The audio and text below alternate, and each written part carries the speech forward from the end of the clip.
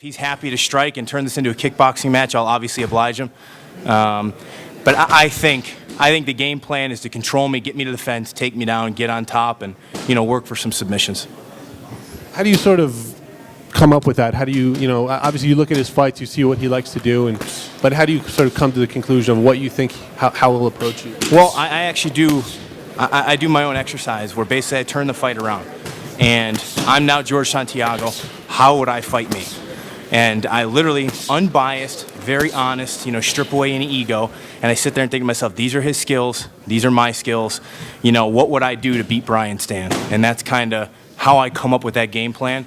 And again, I also analyze the footage that he has, because again, you guys only see the fights. You're not in the gym. So I still get criticized for being one-dimensional. I still get criticized for not having jiu-jitsu skills, etc. So in his mind, that's what he perceives. So that's why I believe he's going to come out, and that's going to be his game plan. You're coming off the big knockout. What kind of momentum do you feel that gave you going forward, getting through this camp and getting another big fight like this? The biggest thing I got from that fight is that despite the weight cut, I actually think I hit harder at this weight class because, one, I'm faster, and two, I've just gotten better. The weight cut's not the only reason for my recent success. It's really just the fact that the weight cut happened at the same time that I was really turning a corner in my technique. I haven't even been 3 years with Team Jackson's yet. So where, I'm going to fight a guy who's been fighting since 2001 or 2002, I've really only been really training in this sport for 3 years almost now. So my athleticism, the skill is starting to catch up to my athleticism, and knocking out a guy like Chris Lieben, who doesn't get rocked often in fights, doesn't get knocked out often, confirms the fact that, I know I can knock out anybody in this weight class, and it'll only take one shot.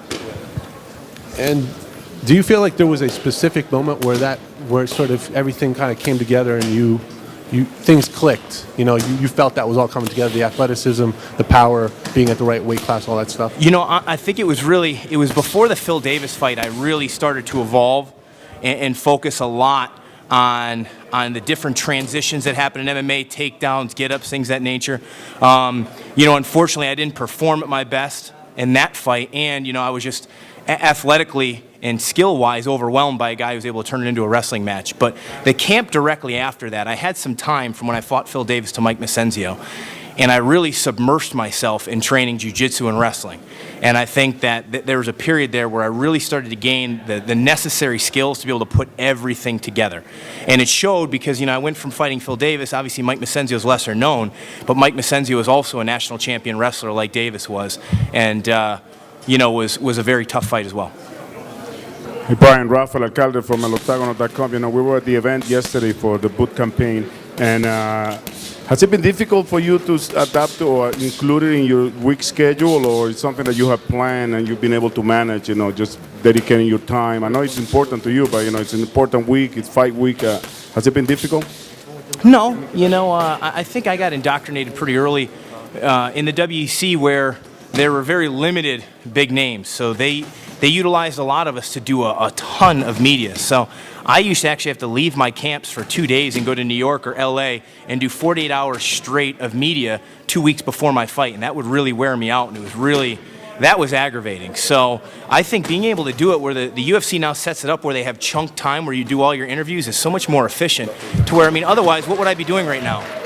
Sitting down in my hotel room watching TV. So why not come out here and help, showcase the sport, showcase that, despite maybe the sport being a combat sport, we are athletes who have regular lives, we're human beings, we're actually probably one of the largest group of educated athletes out of any professional sport.